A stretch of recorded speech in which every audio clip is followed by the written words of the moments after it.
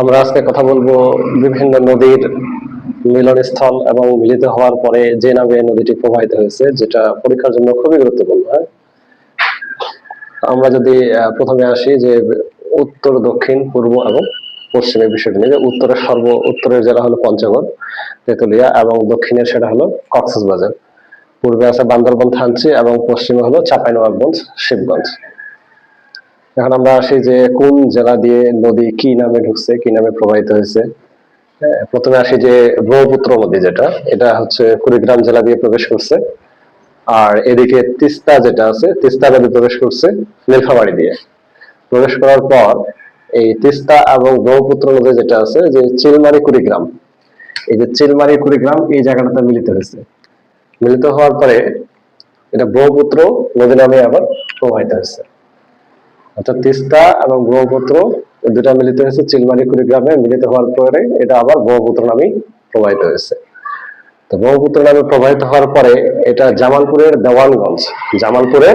দেওয়ানগঞ্জ এখানে আসে। এটা দুই দিকে ডিভাইড হয়ে গেছে, একটা হলো যমুনা আর একটা হলো পুরাতন ব্রহ্মপুত্র নামে। যমুনা যেটা আছে, এই যমুনা আবার বগুড়ায় আছে বাঙালি নদী। বাঙালি নদীর সাথে যমুনা মিলিত হয়েছে বগুড়াতে। যমুনা এবং বাঙালি নদী মিলিত হওয়ার পরে বগুড়া থেকে এটা আবার যমুনা নাম নিয়েই প্রবাহিত হয়েছে। আর এদিকে চাঁপাইনবাবগঞ্জ রাজশাহী, যেটা চাঁপাইনবাবগঞ্জ রাজশাহী দিয়ে প্রবেশ করছে পদ্মা। এই পদ্মা এবং যমুনা মিলিত হয়েছে রাজবাড়ির যে গোয়ালন্দ আছে, দৌলতদিয়া ঘাট, এই রাজবাড়ির গোয়ালন্দ এখানে মিলিত হয়েছে।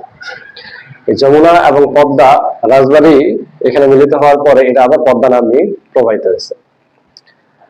আর এদিকে যেটা আমাদের বাদ ছিল যে পুরাতন ব্রহ্মপুত্র, এদিকে যদি আমরা আসি যে এদিকে যেটা ছিল সিলেটে আছে হলো মেঘনা নদী যেটা আছে সিলেটে। এখানে হলো যে সুরমা এবং কুশিয়ারা দুটা আছে। এই সুরমা এবং কুশিয়ারা নদী যে আজমিরিগঞ্জ, হবিগঞ্জ এখানে আসে মিলিত হয়েছে। মিলিত হওয়ার পরে এটা মেঘনা নাম নিয়ে প্রবাহিত হয়েছে। এই জায়গাটাতে মিলিত হওয়ার পরে এটা আবার এই যে মেঘনা নাম নিয়ে প্রবাহিত হয়েছে। প্রবাহিত হয়ে এটা আসে এই জায়গাতে মিলিত হয়েছে ভৈরব বাজার। এটাকে বলা হচ্ছে কিশোরগঞ্জ ভৈরব বাজারে এই মেঘনা এবং যে পুরাতন ব্রহ্মপুত্র ছিল, এই পুরাতন ব্রহ্মপুত্র এবং মেঘনা আসে এই ভৈরব বাজারে মিলিত হয়েছে। মিলিত হওয়ার পরে এটা আবার মেঘনা নাম নিয়ে প্রবাহিত হয়েছে। এই যে মেঘনা নাম নিয়ে আবার প্রবাহিত হয়েছে, অর্থাৎ ভৈরব বাজারে পুরাতন ব্রহ্মপুত্র এবং মেঘনা মিলিত হওয়ার পর এটা আবার মেঘনা নাম নিয়ে প্রবাহিত হয়েছে। প্রবাহিত হয়ে যে এই পাশ থেকে যেটা ছিল পদ্মা এবং এদিক থেকে হলো মেঘনা, এই পদ্মা এবং মেঘনা মিলিত হয়েছে চাঁদপুরে আসে পদ্মা এবং মেঘনা মিলিত হয়েছে। মিলিত হওয়ার পরে এটা মেঘনা নাম নিয়েই বঙ্গোপসাগরে পতিত হয়েছে। এটা চাঁদপুরে মিলিত হয়ে এটা মেঘনা নাম নিয়েই বঙ্গোপসাগরে পতিত হয়েছে।